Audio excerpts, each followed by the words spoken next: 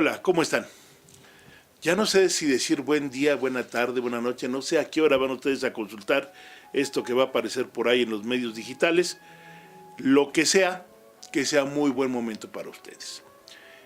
Estamos aquí en Canal Diseño sin tilde, para el efecto digital es canaldiseñomx.com, perdonen ustedes las inferencias. Y el día de hoy, en esta sección llamada Diseño en Letras, me va a dar mucho gusto presentar el trabajo de un querido amigo y un excelente teórico del diseño en México. El trabajo fue publicado bajo el título de El factor estético en el diseño industrial. El autor es el doctor Carlos Soto Curiel. Tratemos de hablar un poco primero del autor. El doctor Soto es un arquitecto, no se recibió, pero casi termina la carrera, cuando se abre por primera ocasión la carrera de diseño industrial en la Universidad Nacional Autónoma de México. Se abre como una escuela en la Facultad de Arquitectura. Se inscribe en la Escuela de Diseño Industrial como parte de la primera generación y se recibe de licenciatura en diseño industrial con una serie de privilegios importantes en ese proceso, como el haber sido uno de los discípulos de Douglas Scott, cuando Douglas Scott visitó México y estuvo en México ayudando a formar esta primera generación de diseñadores industriales en la Universidad Nacional Autónoma de México. Estudió la maestría en la misma universidad y finalmente el doctorado en arquitectura.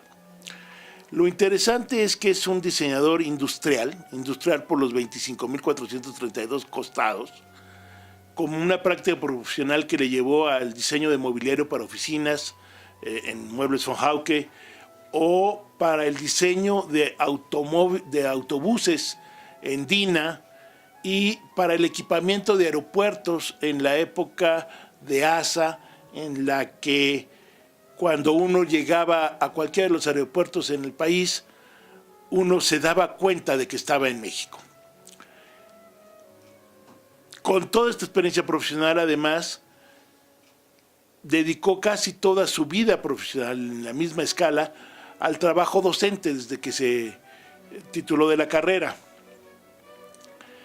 Y siempre ha estado muy inquieto acerca de la comprensión de la naturaleza del diseño industrial, sobre todo en un país como México, y en la promoción de su ejercicio dentro del contexto de la industria y la producción industrial. Esto evidentemente ha causado grandes beneficios y grandes discusiones, porque en el caso de México la práctica del diseño industrial no es tan industrial como quisiéramos y ha dado pie a muchas otras cosas. Lo interesante es que en esta postura tan clara de Carlos, su inquietud y su trabajo acerca del problema de la relación entre el diseño y lo estético le ha llevado a una profunda, seria y rigurosa investigación que le ha permitido cubrir materialmente la historia del arte, la arquitectura y el diseño, de la filosofía, específicamente de la estética, acudiendo no solo a cuestiones de carácter estético en el ámbito de la filosofía, sino cuestiones de carácter de historia del arte, sociología, tecnología, antropología y humanidades en general. Esto es un privilegio, por eso me he tardado tanto en llegar a decir este es el libro que hay que presentar ahora. Si ustedes nos han hecho el favor de seguir lo que hemos hecho, hemos presentado un par de textos que tienen que ver más con las ciencias sociales en relación con el diseño industrial o con el diseño en general. Buscar este texto para poder comenzar a abordar desde el eje del diseño las publicaciones teóricas o manuales prácticos en dado caso que lo aborden, no ha sido una labor sencilla.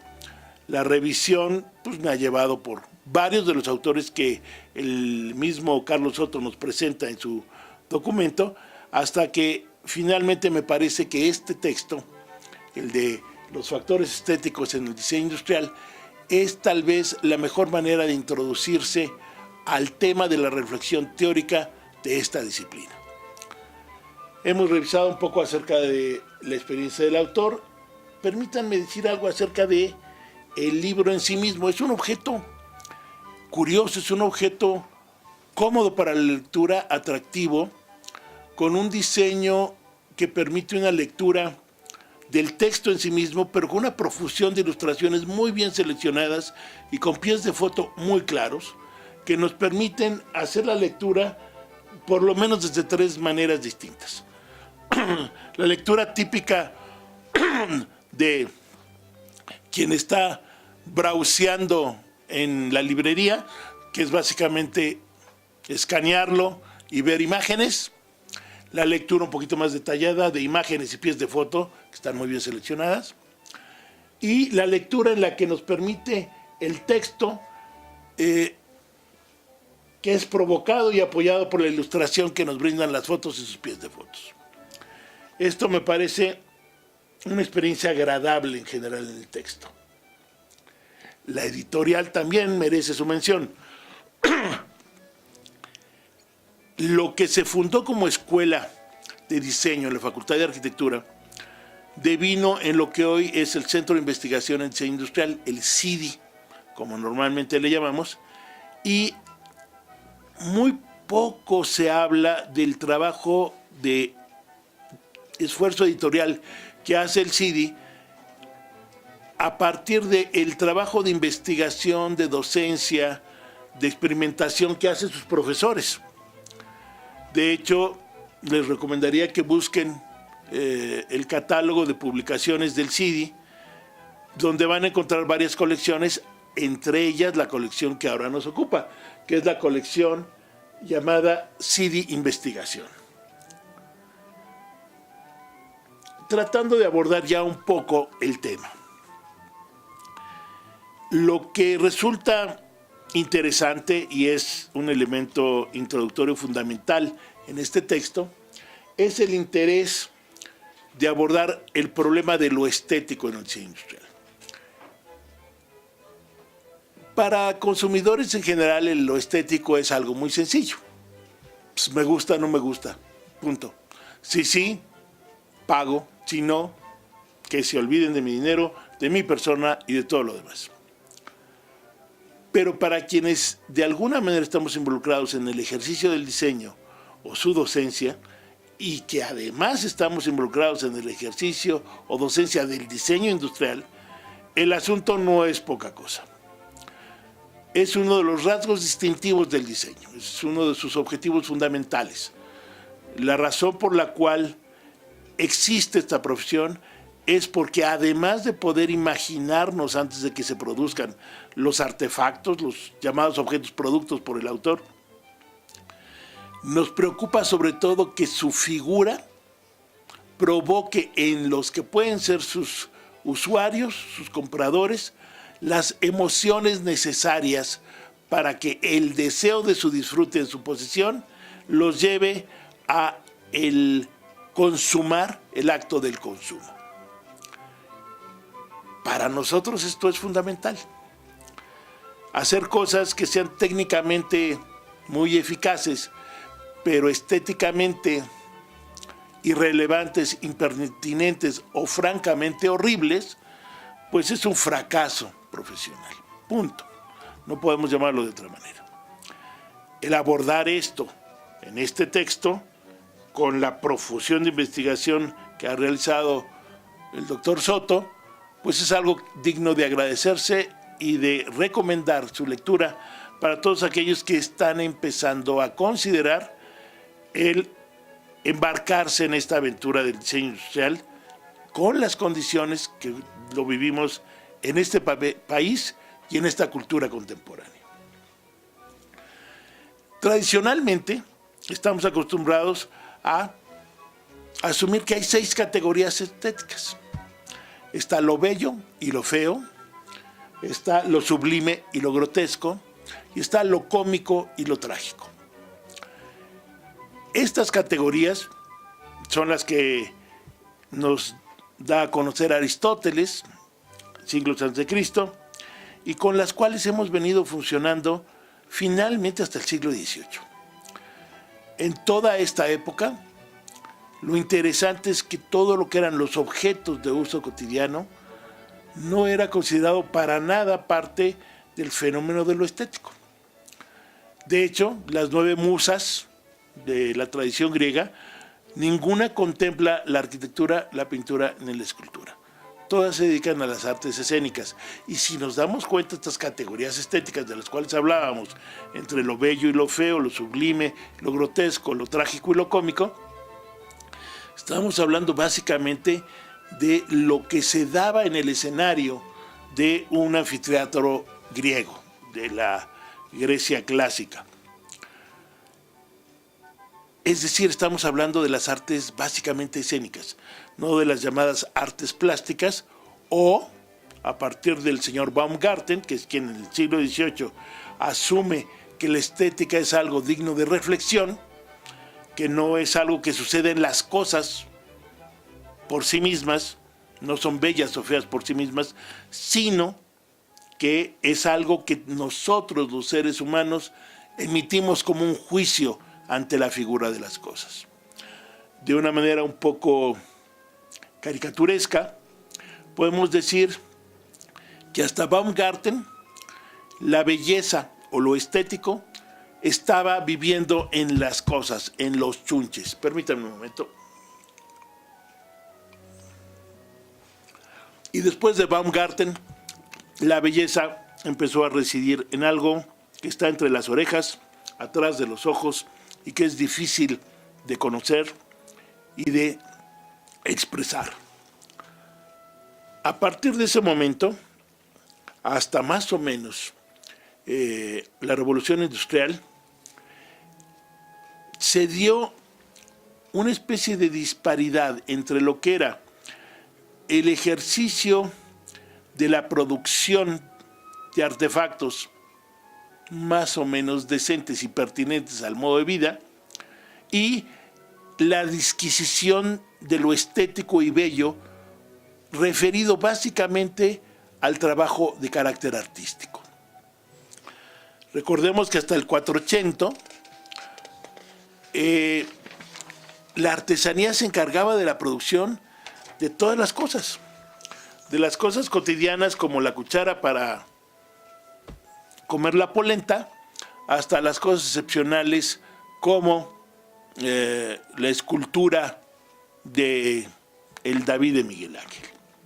Es precisamente en el 480 cuando se da esta experiencia de el arte reconociendo al autor más que al objeto y la pertinencia de su simbología o su papel semiótico. No se abordaba esto como un trabajo distinto de los artesanos. Es en el 480 cuando empieza el ejercicio del arte, y es en el siglo XVIII con Baumgarten cuando empieza la distinción de lo estético, de la labor artística y de la labor artesanal.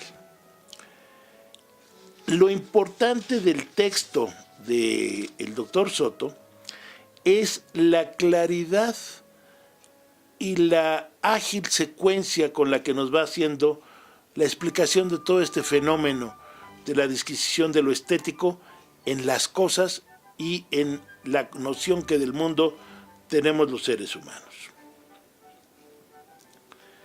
Desde este punto de vista, lo que empieza a abordar el autor en su texto, al explicitar los ámbitos de la experiencia estética, nos aclara aún más esta situación.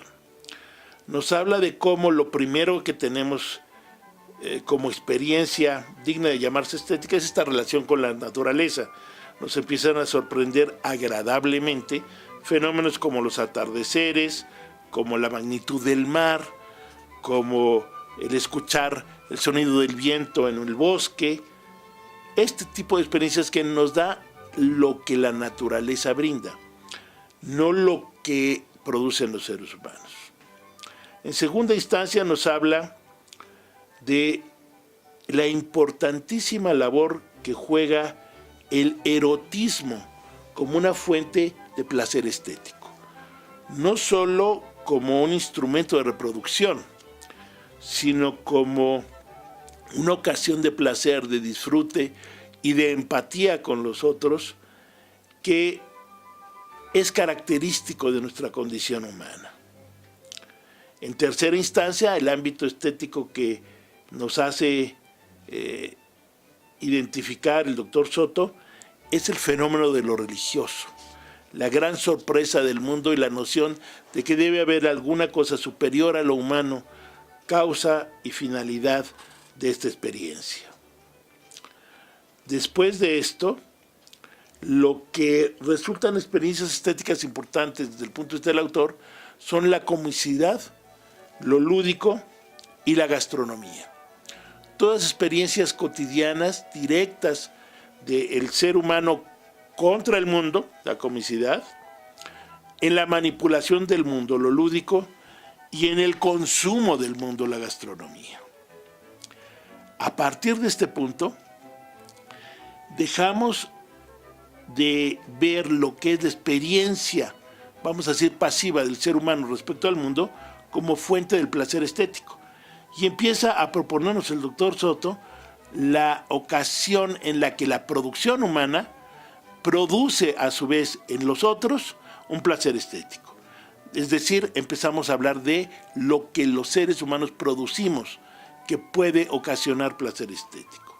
Están primero las artesanías, la producción artística y finalmente los diseños, que es el tema que realmente quiere abordar el autor.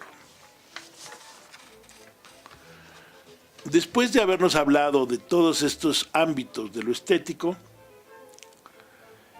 se centra en lo que es este fenómeno del objeto como propiciador de la experiencia estética.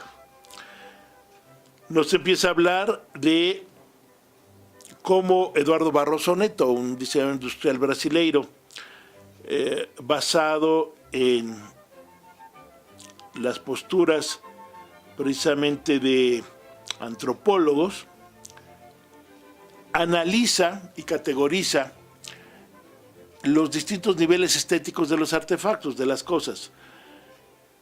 Este autor, Barroso Neto, propone el souvenir, las producciones típicas regionales, las artesanías urbanas contemporáneas, las etnoartesanías y en el último lugar, en una especie de triángulo o pirámide, en un pequeño vértice, los objetos de arte. En este triángulo, el autor, el doctor Soto, nos propone que pensemos, y ahí aparecen fotos y pies de fotos al respecto, obras de personas como Sergio Bustamante, de Gustavo Pérez o de Alberto Díaz de Cosío. Menciona un fenómeno muy interesante aquí, que es posible extrapolar, y aquí ya estoy yendo más allá de lo que nos dice el autor, a algo de lo que vemos en eventos como el Design Week, la emergencia del arte objeto. Hay artesanos, productos artesanales, que son de tal suerte virtuosos en su producción o excepcionales en su composición o potentes en su capacidad semiótica, que resultan ser objetos artísticos. Pero por otro lado, resulta que hay algunas producciones, como las de Friedeberg y sus manosillas, en las que un artista plástico produce objetos que presumiblemente son utilitarios, pero su énfasis es básicamente en propiciar una experiencia estética. Estos finalmente acaban siendo objetos de arte objeto, un arte que va bordando una muy pequeña limitación con el fenómeno de lo estético. El hombre llega a un momento a través de estas experiencias en el que ya hace de los objetos un símbolo de sí mismo. Y a partir de esto empieza a analizarse el papel o empieza a dar pistas acerca del papel semiótico del objeto como una simbolización del individuo y su cultura. Empieza, en función de esto, a hablar de la siguiente manera. En la página 83 cito: la belleza del objeto de diseño es la síntesis de sus postulados. Obedece a condiciones reales y no ideales, de tal manera que el diseño es una extracción de la realidad y no una abstracción de los deseos. Esta es una enunciación muy importante para el ejercicio del diseño. El diseño emana de las experiencias reales, no de las ilusiones o deseos del autor, de un posible artista. El diseño se nutre de la realidad de la sociedad, no de la ilusión del artista. Bajo estos criterios, queda claro que las categorías típicas, clásicas de la estética no acaban de describir lo que estamos buscando en el ejercicio del diseño industrial. Es necesario incorporar o subdividir los factores estéticos de los factores condicionantes del diseño en algunas cuestiones que nos lo expliquen de mejor manera. Y creo que el doctor Soto logra explicarnos de una manera cabal con su propuesta de 4 categorías extras para el juicio de la pertinencia del objeto de diseño y para poderlo juzgar como un objeto bello, desde mi punto de vista sobre todo pertinente. Nos habla de la eficiencia funcional del objeto, que es fundamental para nuestro trabajo como diseñadores industriales, de su novedad, su contraste con lo conocido en el pasado, de su elegancia y de su simbolización. Desde mi punto de vista, la simbolización es tal vez una de las categorías más importantes en la búsqueda de la belleza o del juicio de belleza que hace un consumidor, un cliente que adquiere un producto del diseño industrial, un objeto producto, como lo menciona el autor. Resulta muy interesante cómo hacia el final del texto, cuando nos propone una manera de ver el diseño en el futuro, abre la posibilidad de considerar otras categorías añadibles a estas 4. Una de ellas es la sostenibilidad, que vamos a tener que aprender a leer en los artefactos que consideremos pertinentes para nuestra vida cotidiana. Habla también de la universalidad del artefacto, es decir, que los artefactos, los objetos, producto, como él los llama, no sean exclusivamente útiles para un tipo de personas, sino que sean utilizables por todo tipo de ser humano, con cualquier condición de vida, con capacidades o discapacidades, que sea de carácter universal, e incluso algunas cuestiones como el poder llevar en este proceso de humanización de la tecnología la experiencia de relación con el objeto a cuestiones de una mayor justicia social en su producción y su distribución. La revisión que hemos hecho en estos momentos de este trabajo del factor estético en el diseño industrial, documento presentado por el doctor Carlos Soto, resulta muy rápida, muy sucinta,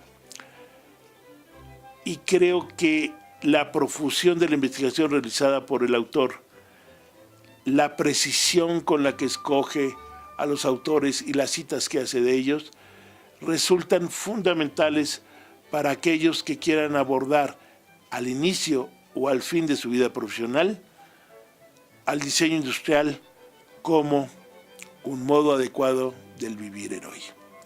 Muchísimas gracias. Esto ha sido Diseño en Letras en el canal Diseño MX. Que tengan muy buen momento y se diviertan mucho. Hasta pronto.